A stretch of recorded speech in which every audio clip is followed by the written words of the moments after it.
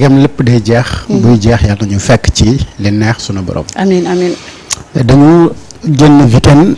bu neex. def rassemblement un message assez fort bu tout un peuple am espoir que ni enfin le peuple est derrière le président de la République et son premier ministre Ousmane Sonko di président parti Pastef. Et le fait que peuple bi nekk seen ginnaaw dina permettre donc lépp li nga xamante ni Sénégal ñàkkoon na ko ci ay contrat pour renégocier ko day yomb parce que c'est un message assez fort bu nga xamante ni peuple bi lancé nañu ko ñi nga xamante ni dañu am des contrats mal négociés par le gouvernement du Sénégal te loolu nekkoon ci coobare yi ñi fi nekkoon ñu jàppoon ne politiquement parlant les opposants également dañu tympaniser pour des débats inutiles dinañu noppi parce que xam nañu ne fi mu toll nii la force politique appartient à Ousmane Sonko. Message assez fort pour que ñi nga xamante ni ñoo nekk autour du président Diomaye Faye ñu xam ne véritablement personne ne peut opposer pour ce moment-là contre Ousmane Sonko que ñoom seeni manœuvre ak seeni mathématiques parce que avant loolu dafa amoon yeneen ñu nga xamante ni xewoon na et des messages yu nga xamante ni Ousmane Sonko également waxoon na ko ci terrain meeting bi. Malheureusement mardi soir. benn note benn lettre désignée et destinée à une personne dugg ci benn groupe WhatsApp indil ñu donc tout un problème après cette semaine-là à partir de mardi ba suñu jot yàlla tey ji ñu toog ci di ci wax alors man la lecture que je fais te ñu def ko durant toute la semaine pour situer les responsabilités et wax est-ce que jar na ko wala jaru ko parce que là la théorie c'était de lutter contre le système donc prôner benn idéologie bu nga xamante ni moom mooy anti-système et anti-système boobu noonu incarné par un leader qui s'appelle Ousmane Sonko ba nga xamante ni da doon woote pour souveraineté boobu noonu nag moom daf koy wax di ko bamtuwaat ci kaddu bi nga xamante ni moom laa gën a jàpp ci li muy wax mooy bala ngaa man sa bopp bala ngaa moom sa bopp da ngay mën sa bopp mën sa bopp mooy nga am souveraineté donc mën sa bopp daf ci bokk nga lucide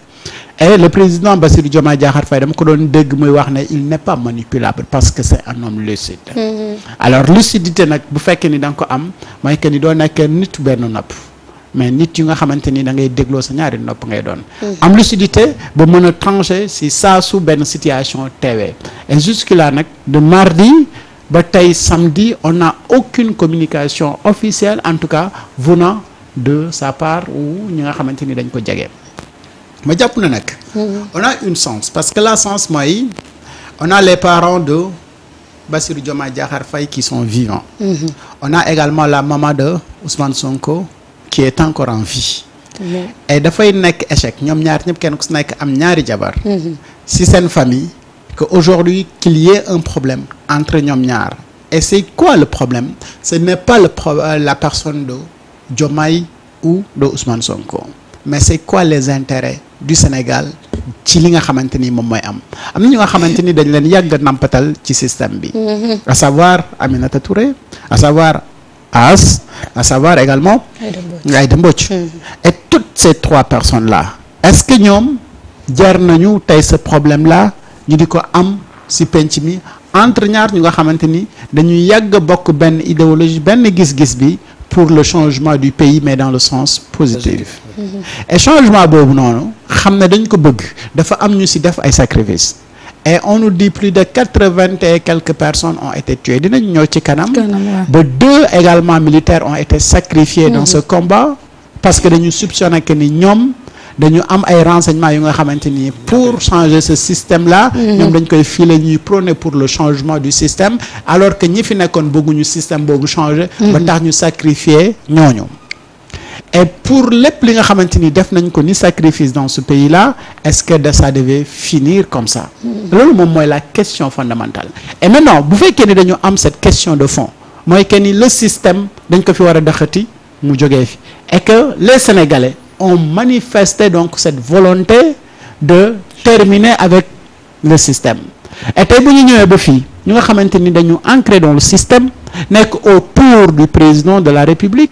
pour diviser ko ak ki nga xamante ni moom mooy l'incarnation typique de l'antisystème mooy que ni ñooñu dañu bëgg di continuer di suuxat système bi et boo xoolee nga def une observation autour du palais nga xam ne le palais quand même ba léegi mu ngi ci l'ancien système et l'ancien système boobu moom moo nekk problème fondamentalu Sénégal mooy feebar bi nga xamante ni moom la ñu war a fajee Sénégal. et feebar boobu nga xam ne moom moo atteindre Sénégal ba tax mu nekk màgget mu lompoñ féppay métti. ñu war ko faj. donc dafa am ay changement radical yu nga xamante ni dañ ko war a def et bi muy campagne moom moo jëloon ab bale ne lépp lu nga xamante ni ab ruq la bu am mbóot ak kafaar dina fa dugal bale mu bale ko mais bu fekkee ne daf la bale ngay ñëw di petit petit la lay dóor bale bi ba nga deemu daal di lay génne alors léegi nag bu ñu fekkee ba fii ni ñu toll nii et des gens continuent également du ñuy jox des arguments xam nga Marieta j'ai été très choqué quand j'ai regardé la conférence de presse. dinañ ci ñëw Diomaye président dinañ ci ñëw. et ma gis également ba léegi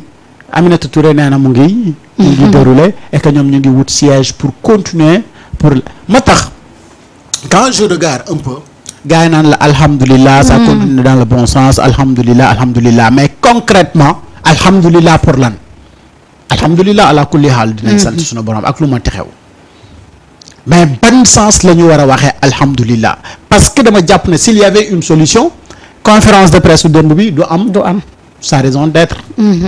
et aujourd'hui également Aminata Touré du la wax ne mu ngi continuer di def ay audience pour recevoir ñi nga xamante ni dañu bëgg liggéey ak moom ci coalition Diomaye président mais am na lu nga xamante ni bu nekkee sa xel nga war ko jomba def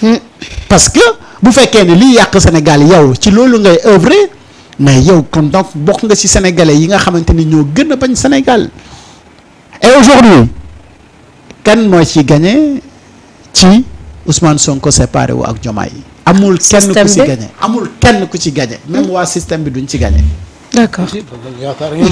amul ku ci am intérêt loolu xam nga lii ndaw si ñaanoon ba imam ba naan ko allahu akbar loolu moo mat a ñaan nag ku koy jéem képp kuy œuvrer wala ngay jéem wala ngay ñaan wala ngay dox. yàlla boo ko ci fekkee séparer Ousmane ak Diomaye. yàlla bul ko fekkee. wallaahi. xam nga nag li nit ñi traversé yëpp pour arriver à ce niveau là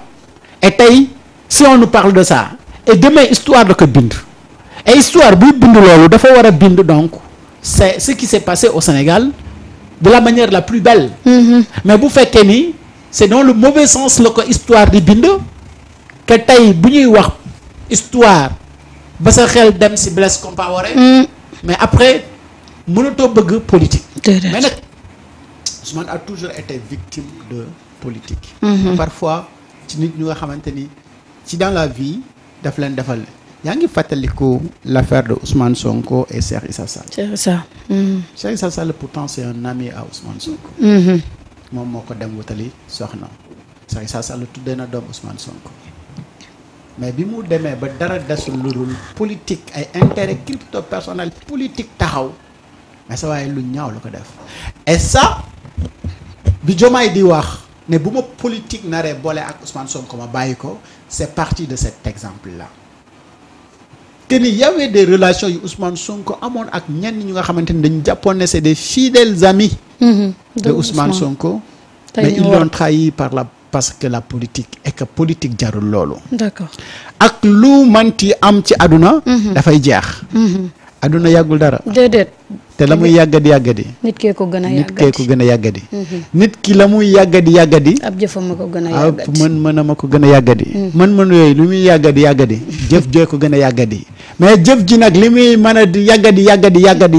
li ngay nekk ci pouvoir a ko gën a yàggadi. aka yàggadi. aujourd'hui man personnellement. oui su ma nekkoon à la place de Diomaye. xam nga qu'est-ce que je vais faire. je travaillerai pour élire Ousmane Sonko mais mieux. dinaa fexe ñu def référendum au Sénégal parce que je pense que ne le Sénégal bu ñu amee président comme Ousmane Sonko il doit pas faire 10 ans mais retoucher même durée wu mandat wu président pour yóbbu ko su ma ko mënul def 7 def ko au moins 10 pour que Ousmane def au moins 2 mandats yu nga xamante ni 10 ans muy 20 ans wala 7 ans muy 14 ans parce que ce serait une erreur que Sénégal am président bu tudd Ousmane Sonko juste pour 10 ans. pour 10 ans. man laa wax su ma nekkoon à la place de Diomaye. ci loolu laay œuvrer di ci liggéey.